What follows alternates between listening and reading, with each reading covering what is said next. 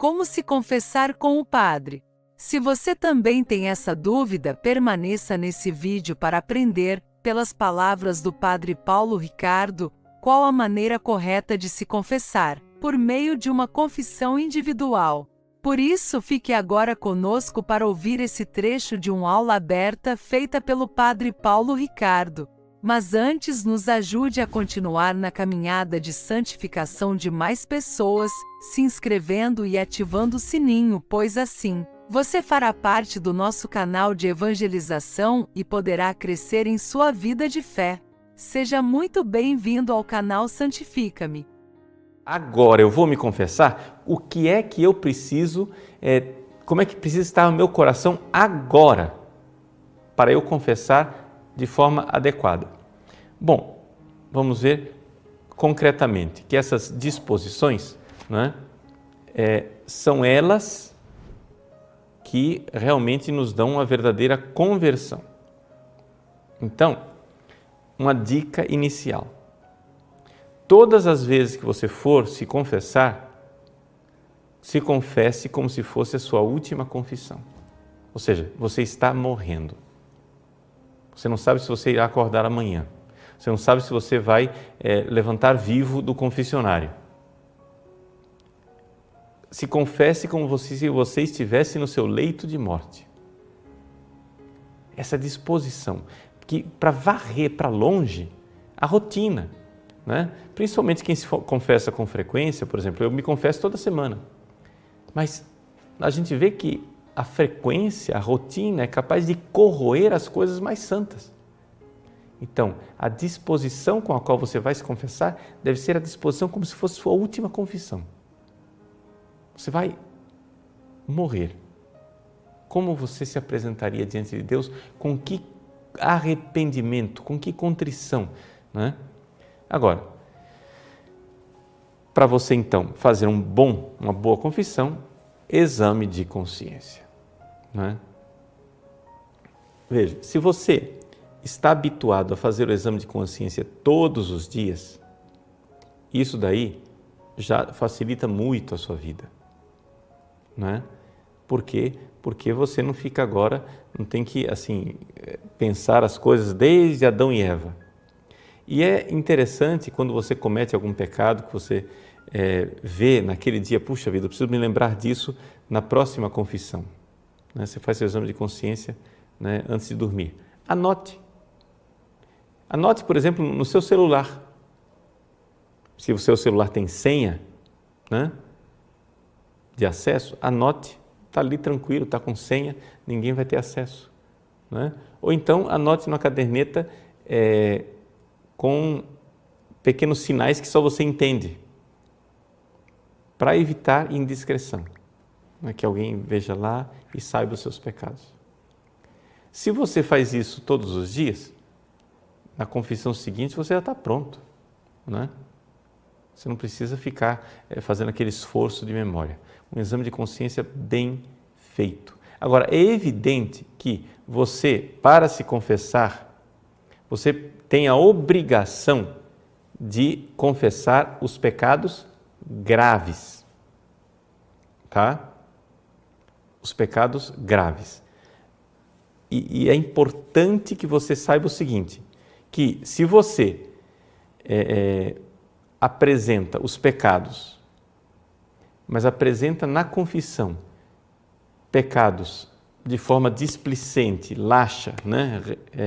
Remissa, sem verdadeiro propósito de mudança de vida, cuidado que você está ali arriscando uma absolvição inválida, não é? Então,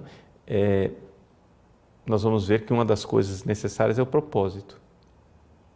Mas é importante você,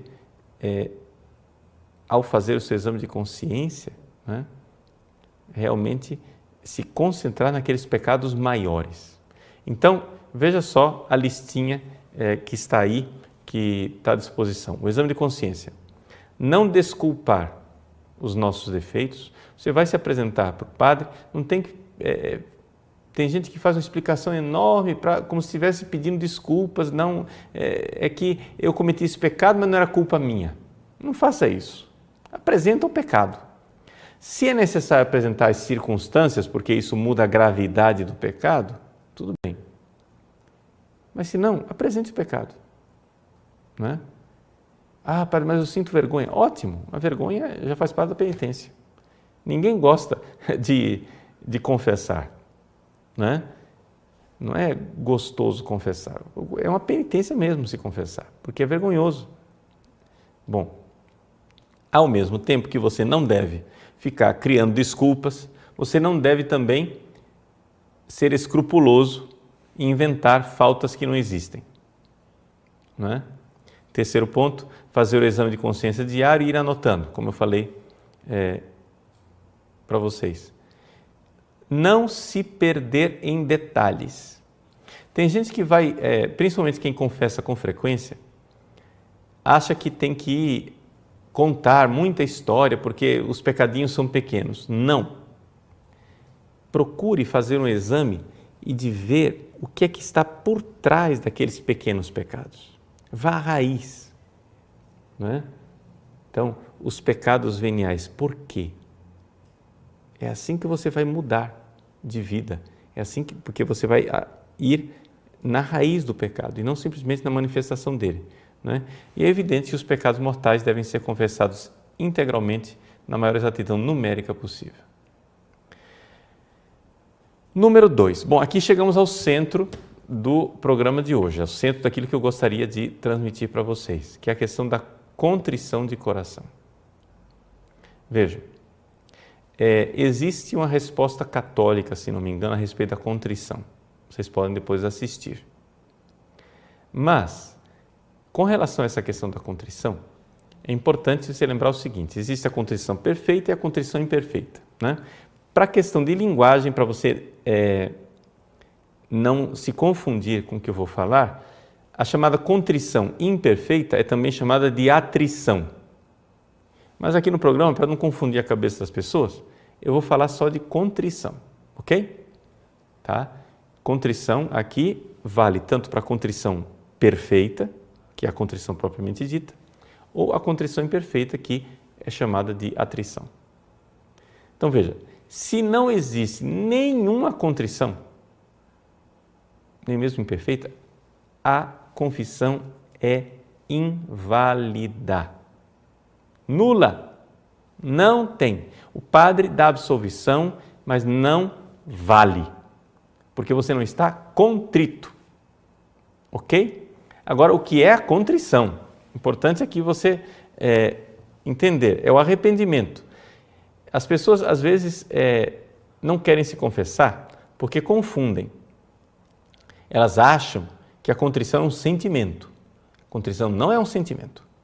Né? Ela pode se expressar também num sentimento, ela pode ter como consequência um sentimento, mas é um ato da inteligência e da vontade.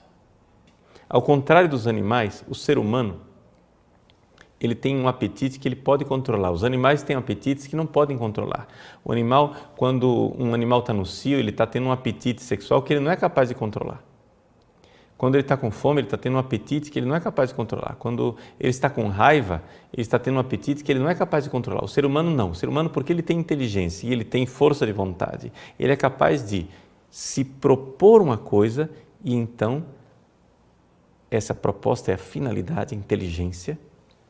Então entra ali a causa eficaz, que é a vontade, a força de vontade. Eu quero, eu vou. Então, quando você está querendo se arrepender, você não precisa, vamos supor, o sujeito cometeu um ato sexual com a namorada. Foi gostoso. Tem gente que acha que para você se arrepender daquilo, você precisa dizer, não foi gostoso. Não, não é isso. Isso não é o arrependimento. Né? A questão sensual, a sensação agradável ou não que o pecado trouxe a você, não entra no ato do arrependimento. O ato do arrependimento entra no fato seguinte: eu quero ir para o céu, este ato está me levando para o inferno, portanto, eu Estou dando aqui um exemplo de atrição, né? Contrição imperfeita. Eu não quero arder no fogo do inferno, eu quero estar na glória do céu com Deus. Então, eu ponho este objetivo da minha salvação eterna e, portanto, com um ato de vontade, eu repudio aquilo que eu fiz, eu odeio aquilo que eu fiz e eu quero Deus.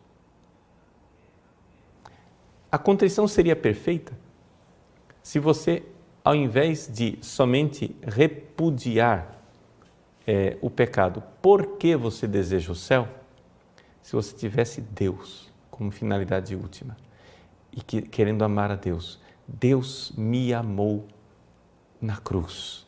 Jesus morreu por mim, por isso eu o ofendi. Eu quero reparar essa ofensa que eu fiz.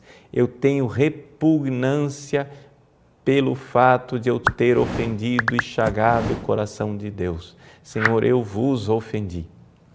Agora vejam só, essa realidade chamada contrição perfeita, ela é um dom de Deus. Então você tem que rezar, você tem que pedir para Deus. Meu Deus, dai-me o arrependimento. Senhor, dai-me a graça de vos amar verdadeiramente.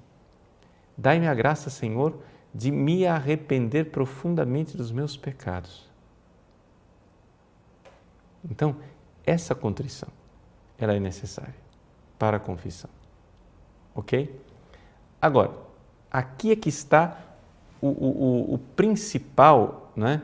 E, digamos, a novidade que eu gostaria de expor para vocês no programa de hoje, que é o seguinte, que se você tiver um profundíssimo ato de arrependimento, um ato de arrependimento intenso, não é? Forte, esse ato de arrependimento, ele não somente vai redimir a sua culpa, coisa que acontece em toda confissão válida, mas ele pode também redimir a pena temporal. Isso quer dizer que, não é?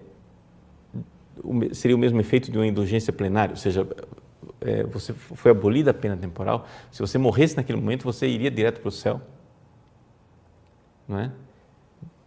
Ou seja, um arrependimento, uma contrição perfeita é capaz disso. E não somente, você pode crescer na graça santificante.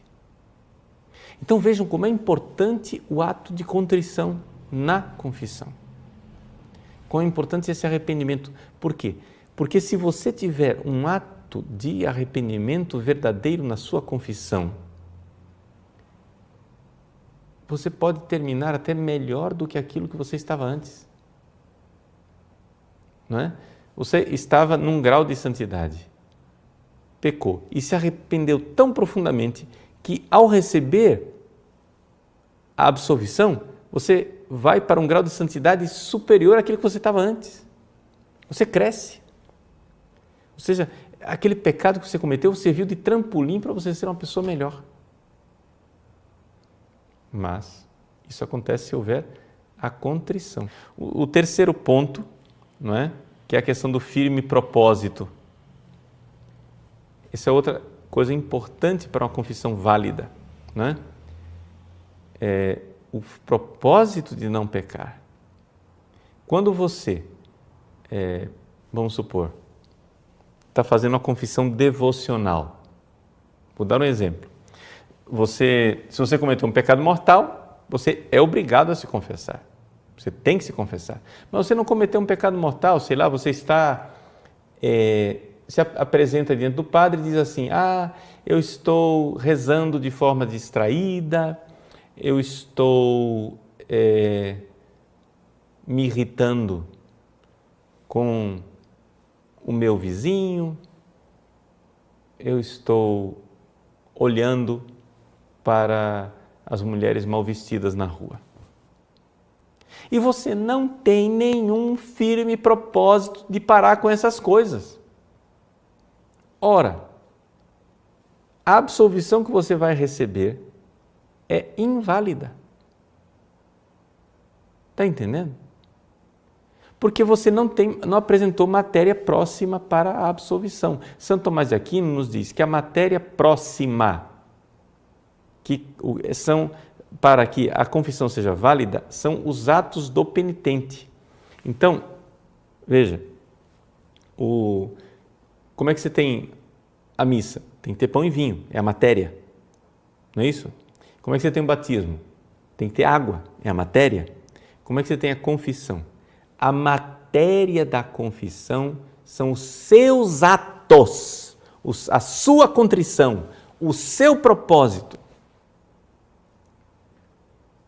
Se você não está disposto a se arrepender, se você não tem nenhum propósito para mudar nada, então não tem matéria, a absolvição cai no vazio. Ah, padre, então quer dizer que eu estou em pecado mortal? Não. Não estou dizendo que você está em pecado mortal. Se a confissão era devocional, não é? Simplesmente você não recebeu a graça que poderia receber. Ela caiu no vazio. Não é? Era uma confissão devocional, você não tinha obrigação nenhuma de apontar aqueles pecados, eram só pecados veniais. Não é? E a coisa cai no vazio. Então, muito cuidado com isso, com essas rotinas, essas coisas de não fazer propósito. Não é? De não fazer o propósito. Então, se você vai falar aqueles pecados que você não é obrigado a apresentar, apresente os pecados que você realmente esteja com firme propósito de lutar contra eles. Gostaria de colocar ênfase em 4 qualidades importantes. Primeiro, ela seja humilde. Não é? Se colocar diante de Deus sabendo que você não está lá merecendo nada. Você é um mendigo de Deus, pedindo a graça. Depois, seja íntegra. Isso quer dizer o seguinte, você precisa confessar os pecados mortais, não é? Com as circunstâncias agravantes e deve apresentar o número, não é? Aproximado o máximo possível. Evidente que se faz 30 anos que uma pessoa não confessa e ela teve uma vida devassa, ela não vai saber o número, não é? Mas é sua obrigação de apresentar de forma mais próxima possível. E que seja frequente, porque a confissão frequente, ela nos coloca nessa frequência da graça de Deus, e não somente isso, mas na frequência daquilo que é a atitude de contrição, que é o que realmente irá abrir a porta dos céus para nós. E, finalmente, a quinta coisa, a satisfação sacramental, que é a questão da penitência. Né? Os nossos confessores muitas vezes passam penitências assim, sem grande zelo, rezam um Pai Nosso e uma Ave Maria. Né? Mas é importante que a própria pessoa saiba que não basta se confessar. É necessário, né, uma série de atitudes para reparar a raiz do pecado que ficou em você. É exatamente o espírito que está naquele livro que eu publiquei chamado O Olhar que Cura, a terapia das doenças espirituais. Por que eu chamei de doenças espirituais? Por quê? Porque o pecado já foi perdoado na confissão, mas a doença ficou. Não é? Então, é necessário também essa questão da satisfação.